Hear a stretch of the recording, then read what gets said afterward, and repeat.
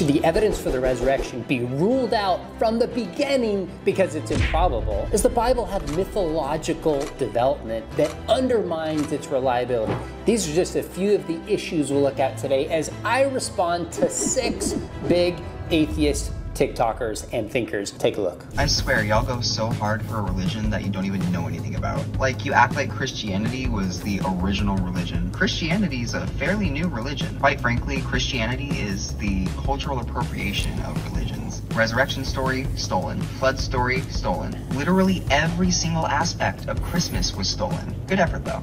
Love this young man's enthusiasm, but he could not be more mistaken. Now, if you think Christianity began with a person Jesus, then clearly there's religions that are older. But the message of Jesus was that God had revealed himself all the way through the Old Testament and that Jesus would appear at the right time. So if Jesus is right, the creator of the world revealed himself in the book of Genesis, which is the oldest religion ever. But second, to say that Christianity stole from other religions, I don't know any more charitable way to say this than it's just flat out ridiculous. Friends, the idea that Christianity borrowed resurrection in particular from other religions is blatantly false, and the vast majority of scholars recognize this. The idea that there were resurrections in the sense that coming back to an embodied life here is unique to the person of Jesus. There's not a shred of evidence that was borrowed from other faiths. Let's look at another one. It does seem to me suspicious, for example, that the Gospel of Mark, which is the earliest Gospel, contains no post-resurrection appearances. And then the Gospel of Matthew does include post-resurrection appearances. The Gospel of Luke includes even more. It's only in the Gospel of John that we get, for instance, doubting Thomas. Famously, he doesn't believe that it's the risen Christ. And Jesus says, "Come and touch my wounds." And he touches his wounds and he says, "My Lord and my God." And Jesus says, "You believe because you've seen. Blessed are those who believe without seeing." As the time goes on, as we get further away from the source, the stories get more fantastical, ending in a moral lesson to believe without evidence. Seeing. Yes, this to me does seem a little bit suspicious. I think this is totally overstated. Now, if the first gospel didn't have even a mention of a resurrection at all, if it didn't have any angels at all, then I'd be like, okay, we've got some serious development. But the same story is there, it just tinkers on the edges. But by the way, when you get to John, the point of Jesus' encounter with Thomas is not to believe without evidence and just have faith.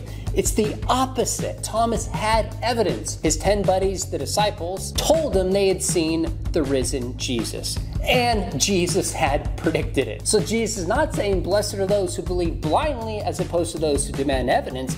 He's saying to Thomas, blessed are those who believe based on the evidence they have, which is different than the evidence Thomas had, which is seeing Jesus in the flesh. Quick thoughts on a classic video from Christopher Hitchens. We know that 99.9% of all species that have ever existed just on this planet have become extinct. So heaven has already watched almost 100% of its creation die off. First 98,000 years, heaven watches this going on. Perfect insouciance. First off, I do miss Christopher Hitchens. Great debater, interesting person. Now, it just doesn't bother me as a Christian that 99% of species die out. Why would we think that God has to create species to last forever to have value? Things can be temporary and have value for those seasons. But a thing isn't beautiful because it lasts. Maybe God designed the world that certain species would live for a season and then they would die out. That's possible and poses no challenge to the Christian faith as far as I can see it. Well, I also have to keep in mind that Christianity has the resources to make sense of this. And it's what we call the fall. That when Adam and Eve sinned, not only themselves and their relationship with God, but creation itself was rocked by sin. Either way, I don't see why that's much of a problem for the Christian faith. Let's keep rolling. History's method, it's dealing with probabilities. What is most likely the case? What's most probably happened? And what you want to say is most likely probable about the historical Jesus is that a miracle event happened, like he rose from the dead, something that by definition isn't a likely event to occur. Then what it ends up turning out is that you're saying the most likely thing that happened is the most improbable event that could have happened. All right, he's right that the question about the resurrection of Jesus is a historical question. But I think he's wrong to assume that necessarily history cannot investigate miracles. There's no reason that we cannot explore an event in the past and conclude that the best explanation is possibly a miracle. Now, second, he says that history is a matter of probability, and I totally agree. But what if we add things like the compelling evidence that God exists from all sorts of arguments, from things like near-death experiences, the beginning of the universe, fine-tuning DNA? What about the person of Jesus and the other miracles that are attributed to Jesus? So probability is always based upon the background, and if you assume naturalism, that people don't rise from the grave, then you're going to rule out a resurrection from the beginning. Bottom line is, we got to look at the evidence. Is the evidence good? We have evidence Jesus lived, he died, the tomb was empty. People claimed to have seen the risen Jesus, were willing to suffer and die for this, and it transformed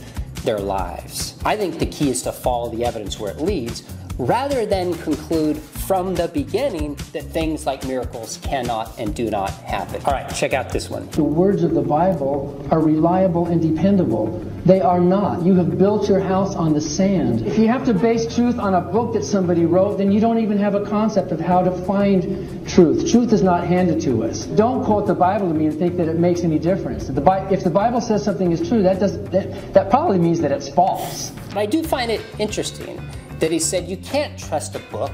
Well, Dan wrote a book and presumably wants people to trust that book. So it seems to me he thinks some books can contain facts that you should believe, which really brings us back to, where does the evidence point? Is the Bible reliable, or is the Bible not reliable? That's the case we need to lay out, and I think the case is very compelling. In fact, the majority of scholars would concede, New Testament scholars from the left to the right, that at least some of the words of Jesus in the Bible he actually spoke. They wouldn't assume that it's entirely false. So by rejecting the Bible right out the way Dan seems to, he's actually the one who's on the fringes of scholarship. Here's a tough one. I don't just believe that religion is wrong. I believe that it's harmful. I believe that it is something that destroys the person and also the society that they live in. It is an evil, terrible thing that is a vestigial remnant from mankind's early stupid past, and we still have it here. Now I realize he doesn't have time to make his case here, but I would argue the opposite. We actually see, I was interviewing Henry Cloud recently, and he has a list of psychological characteristics